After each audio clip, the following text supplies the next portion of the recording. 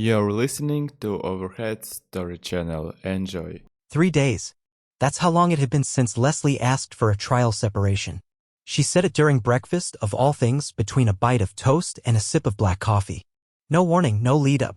Just looked at me across the table, her eyes tired but focused, and said, "I think we need space. Time apart. Just to figure things out." I didn't say anything right away. I think part of me expected a punchline. Something to soften the blow or explain it better. But it didn't come. She meant it. The silence that followed was heavy. Not angry. Not even sad. Just resigned. She didn't ask me to move out and I didn't tell her to leave. We just sort of froze. By the next morning, I'd packed a few things, just tools, my sketchbooks, some clothes, and drove my boat out to the trailer I keep on the edge of the lagoon. It's a place I've always gone when I needed quiet, when I needed to think. Nobody knows about it except maybe my brother and a few old fishing buddies. Leslie had never been out there, never shown any interest. That's what made it all the stranger. That third day, I'd gone into town for parts. I was rebuilding a skiff, an old cedar beauty I'd found rotting behind a hardware store and needed brass screws and marine-grade sealant. It was a quick trip. 30 minutes, tops. I even stopped by the marina to check on a client's hull for a minute. Nothing unusual. But when I pulled back up to the trailer, I saw it immediately. Her scarf. Draped over the porch rail like it belonged there. Red, thick-knitted, unmistakable. The one she always wore when she wanted to look put together in a casual kind of way. It was Leslie's version of armor. There was no reason for her to know where I was. I hadn't told her. I hadn't posted anything. It was a deliberate choice, my own attempt at space. Yet somehow she'd found it.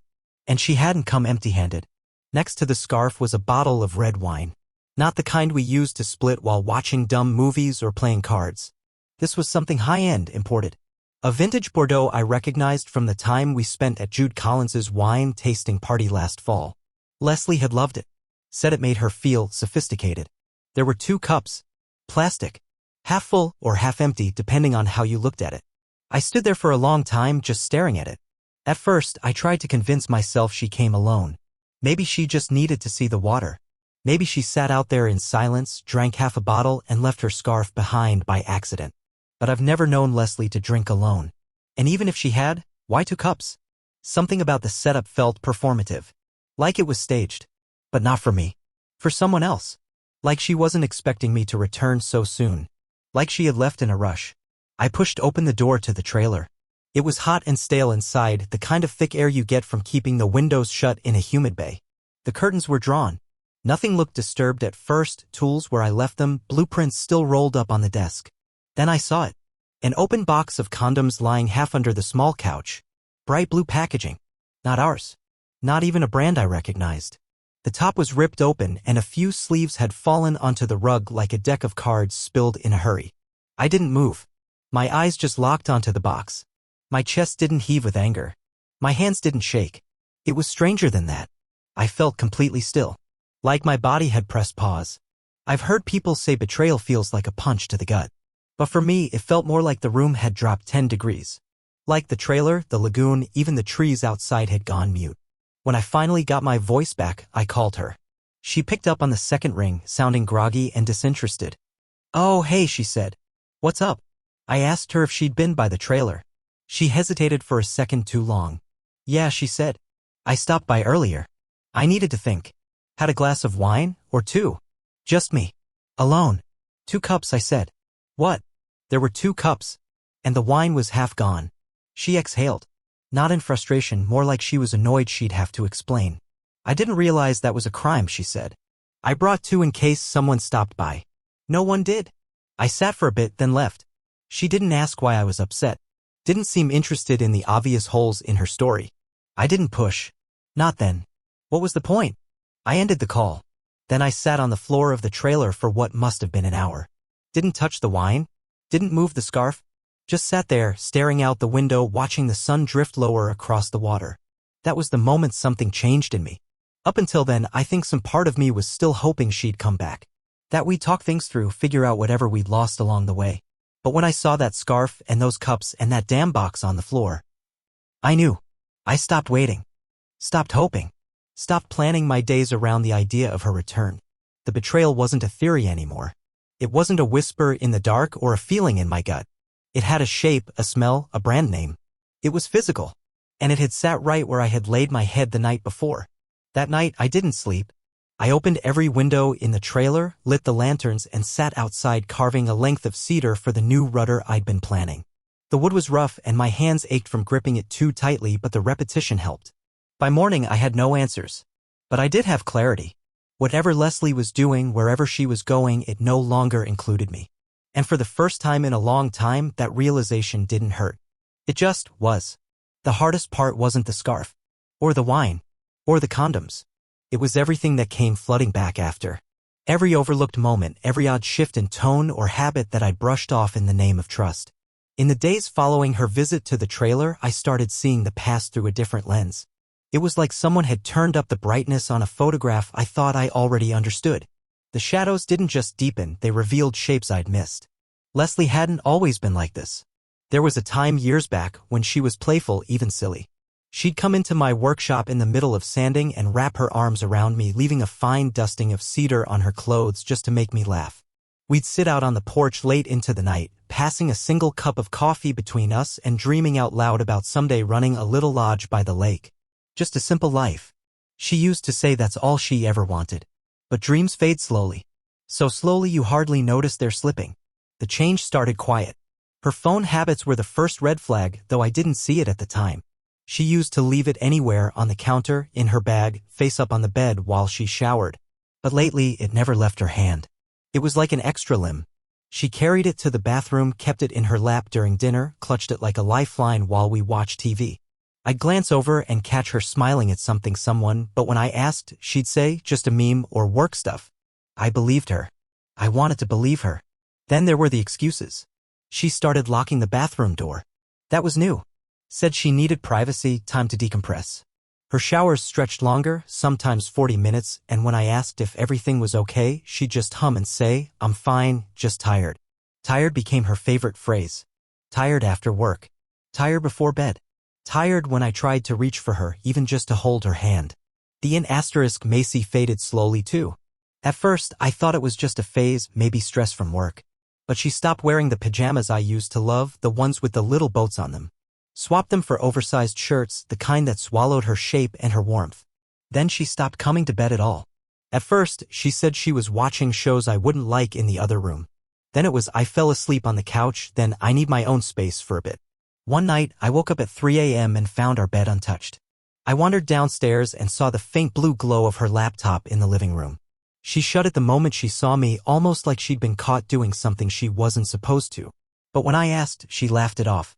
Emails, she said. You're so paranoid. That was when I started doubting myself. I thought maybe I was being too sensitive. Maybe she was just overwhelmed, or changing, or dealing with something I hadn't seen yet. But deep down, I think I knew. I just didn't want to admit it. The truth is like that.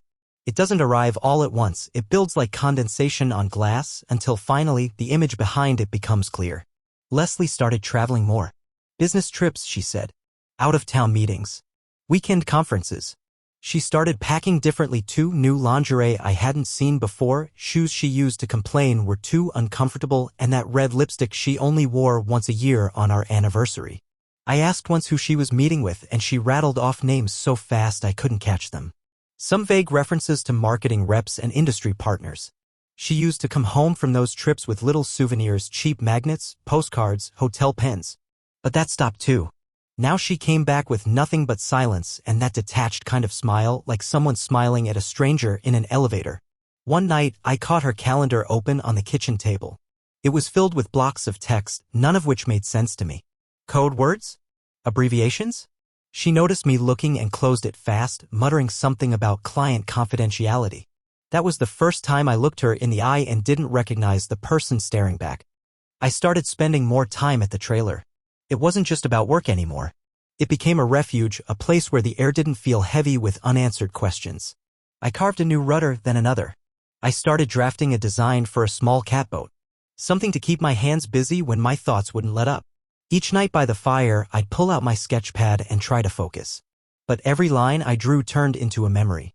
The time she left a note in my lunchbox during our first year of marriage, just a doodle of a lighthouse and the words, "You're my safe harbor."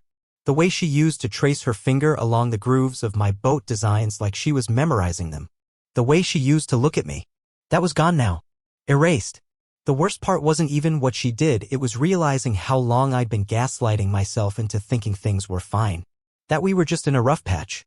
That I needed to be more patient, more giving, more something. But all along, she had already checked out. She was just playing house until she found a better one. I found a playlist on her tablet one day, weekend mornings. I didn't recognize half the songs. The other half were tracks I knew she hated. That might sound small, but to me it was everything. Someone else had built that list with her. Someone who shared a different rhythm. I started keeping a notebook. Just observations, questions, fragments of moments that felt off. It helped me feel sane. Helped me map the erosion. And when I flipped through those pages, a pattern emerged, a pattern too clear to deny. She wasn't tired. She was absent. She wasn't overworked. She was elsewhere. And I wasn't paranoid. I was abandoned in plain sight. I wanted to confront her. Believe me, I did. A dozen times I stood in front of the mirror rehearsing what I'd say. But every time, the words fell flat. Because what do you say to someone who's already left, even if they're still sleeping under your roof? One night, I waited until she was asleep, if she even was, and I went to the living room. I opened her laptop, half hoping it would be locked. It wasn't. But I didn't find anything obvious. No messages, no names. Just tabs filled with articles about solo travel, apartments in other cities, and something that made my stomach turn, an online thread titled, "How to Tell Your Husband You're in Love with Someone Else." She hadn't commented. But she'd read it. That was enough. I closed the laptop, sat down on the edge of the couch, and stared at the dark window. My reflection looked hollow. Not angry. Just done. Done trying to win back someone who didn't want to be one. Done pretending the scraps she threw me were affection. Done building a life for two when she'd already started another. And in that silence, surrounded by the ghosts of old dreams and newer lies, I made a quiet decision. The next time the truth knocked, I wasn't going to look away. I didn't plan on being there that night. If I'm honest, I almost went home early. I'd been sanding a mast all day, my back sore and my thoughts as worn as the wood I was working on. But something kept me at the site. Maybe instinct. Maybe pride. Maybe I just wasn't ready to face another night in a house that didn't feel like mine anymore. So I stayed. Around midnight, I finally dozed off on the small cot in the corner of the trailer. No dreams, no tossing, just a dull exhaustion that pulled me under. I would have slept straight through till dawn if it hadn't been for the lights. Headlights. Cutting through the dark like a blade. I sat up, heart pounding, unsure if I was dreaming. The sound of tires on gravel made it real. I moved to the window and peered through the blinds. The beam from the car's lights lit up the porch, casting long shadows against the side of the trailer. I held my breath, listening. The engine cut. A door opened. And then I saw her. Leslie. She stepped out of the passenger side, dressed in that soft gray sweater she wore when she wanted to look casual but still elegant. Her hair was pulled back, but not like it usually was at work, it was loose, effortless. The way she used to wear it when we'd go out for drinks, back when we still flirted. She wasn't alone. The driver's side opened and out stepped Jude Collins. I hadn't seen him in months, not since he stopped managing our shared finances. He used to be a friend. Kind of. The kind of guy who knew how to dress for a room and laugh just enough to make everyone think they liked him. Always a little too polished. Always smiling like he had a secret. Apparently he did. They were laughing. Not loud, not performative, just a comfortable sort of laughter that's born from familiarity. The kind of laughter you can only share when there's nothing left to hide. I backed away from the window, careful not to make a sound. My boots were by the door, so I slipped outside barefoot, moving into the shadows at the far end of the property where the trees grow thicker. From there, I had a clear view of the trailer. They climbed the porch steps together. Leslie had a key. She didn't knock, didn't hesitate. She let them in like she belonged there. The door clicked shut behind them. I couldn't move. My legs felt anchored to the dirt. The trailer had no curtains on the side facing the lagoon. I stayed low, watching through the slim crack of a tilted window. I couldn't hear every word, but I caught enough. "I told you," Leslie said, setting down her bag. "He never stays here overnight. He thinks I don't know where it is." Jude laughed and walked toward the small kitchenette. He moved like he'd been there before. "Nice setup," he said. "Cozy. Better than a hotel," she replied. They opened another bottle of wine, probably the same brand from last time, and poured themselves drinks. There was no tension. No caution. They didn't act like people sneaking around. They acted like a couple used to existing in borrowed spaces. I turned away. I didn't need to see more. I didn't need to hear what followed. I already knew. I walked back through the woods slowly, carefully. Not rushing. Not angry. Just done. The kind of done that settles into your bones. Down by the dock, my boat rocked gently against the tide. I untied the mooring, stepped in, and pushed off without even grabbing a flashlight. The moon was full and the path home was muscle memory. I didn't look back at the trailer. I didn't need to. In the stillness of the lagoon, surrounded by nothing but water and wind, I felt something unexpected, clarity. Not peace exactly. Not yet.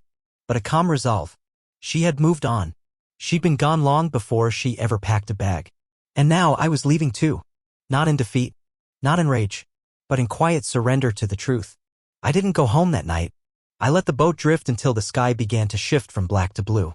I dropped anchor near the old pilings and slept on deck, wrapped in an old canvas tarp and the knowledge that I no longer had to wonder. She had shown me the truth. She had brought it right to my door. I didn't tell anyone about that night. Not at first. Not because I wanted to protect Leslie, but because I needed time to understand who I was without her. The boat ride back had felt like a funeral procession for everything I'd been pretending still existed. Our marriage. Our plans. That version of myself who waited around, hoping she'd choose me again. He was gone now. Buried at the bottom of the lagoon, somewhere between the truth and my last shred of hope. I spent the next few days in silence. No texts. No calls. Not even a message to my brother, who usually checked in when I disappeared for more than 48 hours. I wasn't avoiding people, I just didn't have the words yet. What could I say? Hey, turns out my wife's dating our old financial advisor behind my back. They drank my wine and played house in my trailer. Want to grab lunch? Instead, I turned inward. The trailer became my base. I organized my tools, sorted my blueprints, swept out months of sawdust. I started drawing again, something I hadn't done for myself in years. Just pencil sketches, nothing fancy. Sloops, rowboats, even a narrow racing shell I'd always wanted to build but never had time for. Time. That's the thing betrayal gives you in spades if you're lucky enough not to waste it chasing answers you already have. One night, after sketching by lantern light until my hand cramped, I had an idea. Not a revenge plan. Not a pity project. Just something that felt like purpose. It started as a simple sentence scrawled in the margins of a blueprint. What if I taught someone else to build this? I'd always loved the craft. Not just the boats, but the process, the shaping, the sanding, the quiet focus it demanded. It had saved me more than once. I thought maybe it could save someone else too. By sunrise, I had a plan. I drove into town and tacked a handwritten flyer onto the corkboard outside the general store. Then I made a digital version and posted it online, on local forums, social media, anywhere people might stumble across it. It read, "Wooden boat building apprenticeships. Free instruction. Hands-on training. No experience necessary. Ages 15 to 19 encouraged to apply. Email to inquire. Space is limited. Carson W. Boatwright." I didn't expect much. Maybe a few curious kids looking to K*LL time over summer. But within days I had 3 responses, then 6. All local. All teenagers. One of them even left me a voicemail that started with, "I don't know if this is a real thing, but if it is, I want in." By the end of the week, 3 showed up in person. Emma, Mateo, and Dylan. Emma was the first to speak. She had a steady gaze and wore her hair in a low ponytail tucked under a ball cap. Said she'd seen the flyer online, looked up some of my old projects, and thought it sounded like the kind of thing that might actually matter. Mateo was quiet, always carrying a sketch pad. He didn't say much, but when he saw the racing shell blueprint on my desk, his eyes lit up. Dylan was all energy, fast-talking, fast-moving, always asking a dozen questions before I could answer the first one. They weren't looking for a hobby. They were looking for direction. So was I. We started small. Safety, tools, sanding techniques. I had them practice on scrap lumber for the first 2 days. No shortcuts, no machines, just hand tools and patience. It was slower, sure, but something about it made the hours hum instead of crawl. They showed up early, stayed late, and came back the next day asking for more. By the end of the first week, I let them start on a flat-bottomed skiff. Nothing fancy, just functional. But watching them measure, mark, and shape the frame felt like watching color return to a black and white photograph. And then came the twist I hadn't seen coming. Emma. She pulled me aside one afternoon while the others were sanding a hull panel. "I thought you should know something," she said, her voice careful. "Okay." I didn't mention it before because I didn't want it to be weird. But I'm Jude's daughter. From his first marriage. I blinked. "Jude Collins." She nodded. "I live with my mom. Haven't talked to him in over a year. But I know who he is. And I know he's involved with someone he shouldn't be." I didn't say anything. I couldn't. The words just evaporated. Emma didn't flinch. Look, I'm here because I want to be. This place, this work, it's not about him. It's about building something with my own hands for once. If that's a problem, I'll leave. I just didn't want to keep it from you. I looked at her. Not as Jude's daughter. Not even as someone tangled in the same orbit of betrayal. Just as a young woman trying to carve out her own identity. No, I said finally. It's not a problem. You stay as long as you want. And she did. Over the next month, Emma became the most focused of the group. She gravitated toward the details, plumb lines, grain direction, finishing varnish techniques. She asked questions no one else thought to ask. And when she made a mistake, she owned it, fixed it, and moved on. She didn't bring up Jude again. Neither did I.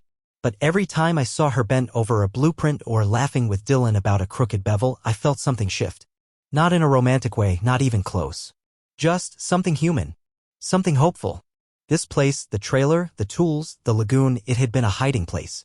A bunker built on heartbreak. Now it was becoming something else. A classroom. A workshop. A beginning. One evening, as the sun dipped low and cast long golden shadows across the dock, I watched Emma haul a stack of timber without being asked. She moved with purpose. With intention. It struck me then. What Leslie broke, I didn't need to fix. I could build something new. And for the first time in months, I wanted to. It took less than a month for the word to spread. First, it was a column in the local newspaper, just a small feature with the headline, Boatwright offers youth apprenticeship on Lagoon's edge.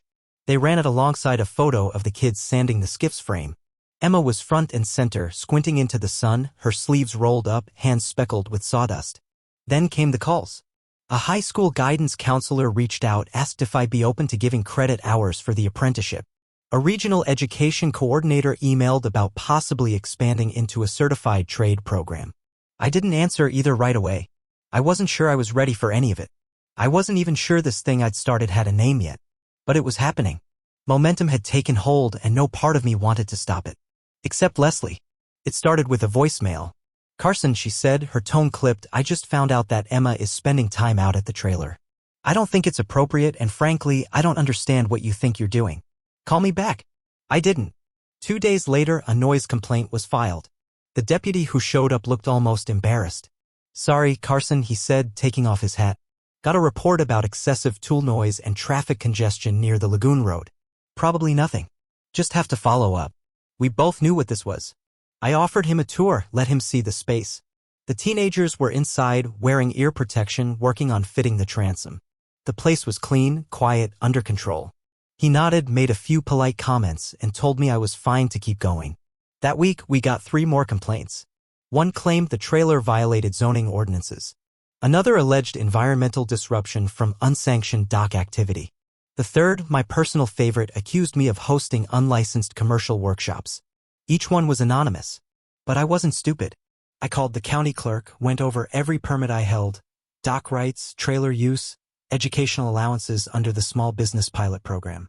Everything was in order. And when the clerk asked, "Is this about the complaints again?" I just sighed. Leslie wasn't trying to shut down a project. She was trying to shut down a version of me she no longer had control over. The irony wasn't lost on me. She'd walked away, vanished into her new life, her new man, her new self. But the second she realized I was standing up, moving forward, not just surviving but building, she snapped like a live wire. She had once said, "You're too content, Carson. You never chase anything." Now I was chasing something real.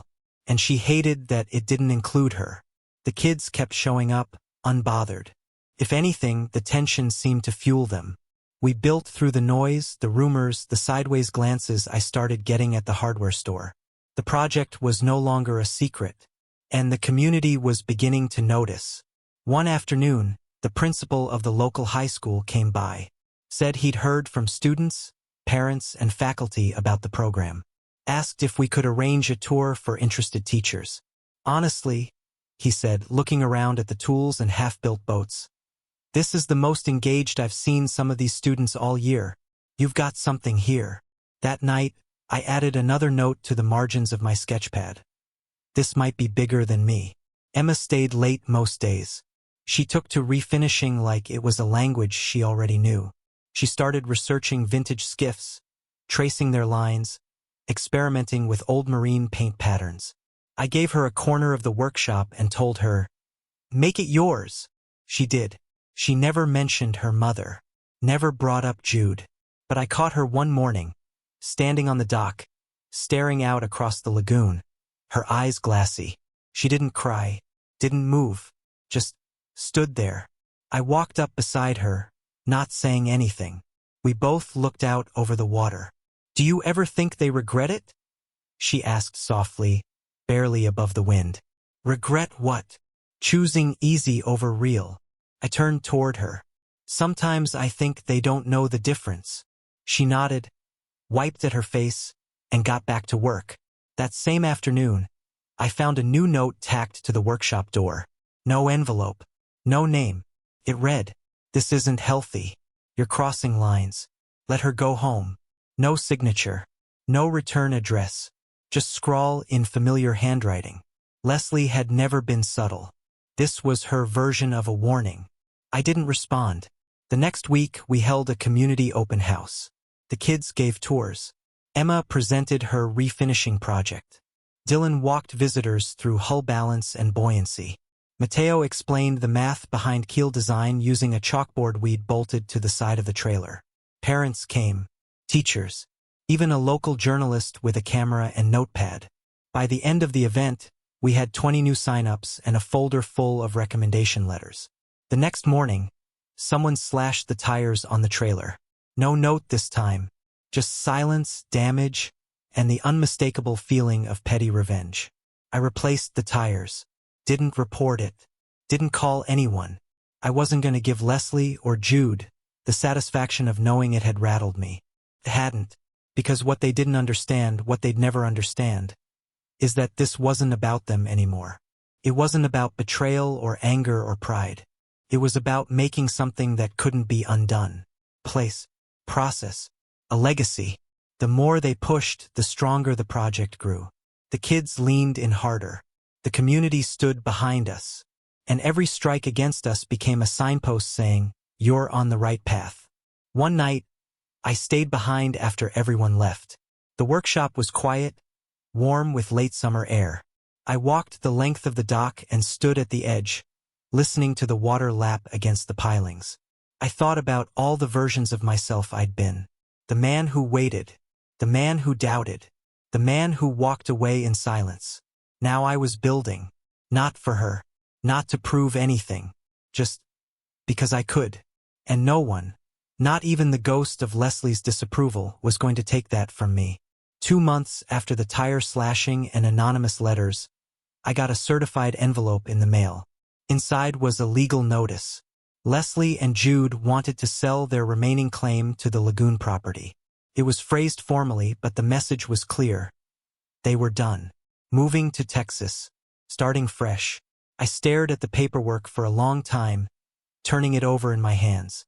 It should have made me angry. This place was mine in every way but on paper, and now they wanted to cash out like it was some minor investment. But all I felt was relief. I signed the agreement. The buyout money wasn't small. Combined with a grant I'd quietly applied for under an apprenticeship initiative, it was enough to make real changes. I expanded the workshop, double the floor space, new tools, covered docks. I built a small line of cabins along the shoreline. Nothing fancy, just bunks, windows, and a view of the water. Enough for the students to stay during week-long builds or summer intensives. Emma moved into one of them. She asked if it was okay if it wasn't too weird. I told her the truth. This place had become hers too. She'd earned her space. She took over the vintage restoration track, teaching newer students how to refurbish classic wooden boats. Bright work, ribs, caulking. She was 17, but you wouldn't know it by the way she moved through the space. Calm, focused, like she belonged there. Mateo stayed on too. Dylan eventually moved away with his family, but we kept in touch. The new kids came in waves, each one different, each one adding something new. I stopped thinking about Leslie altogether. Sometimes I'd hear her name in passing, from someone in town, or in an email thread, and I'd feel nothing. Not bitterness, not sorrow, just distance. Like she was a story I used to tell that no longer needed repeating. On the 1-year anniversary of the program, we held a celebration. We cleared the docks, hung lights from the rafters, and invited everyone who had passed through our little school. Families came, teachers, old friends. Even the town mayor showed up in boat shoes and a borrowed polo, pretending to know about craftsmanship. At sunset, we unveiled a sign mounted above the entrance to the main workshop. Carson West School of Wooden Watercraft. Emma had made it herself. Burned the letters into cedar, sanded it smooth, and stained it to a deep chestnut. She stood beside me as we pulled back the tarp. There was no big speech, no dramatic music, just clapping, laughter, and the sounds of boats rocking gently in the water nearby. I looked at her, then at the kids around us, hammering, measuring, sanding, dreaming. And for the first time in a long time, I didn't feel like a man who'd been betrayed. I felt like a man who'd built something that mattered. No revenge, no forgiveness, just creation. And that, I realized, was more powerful than either.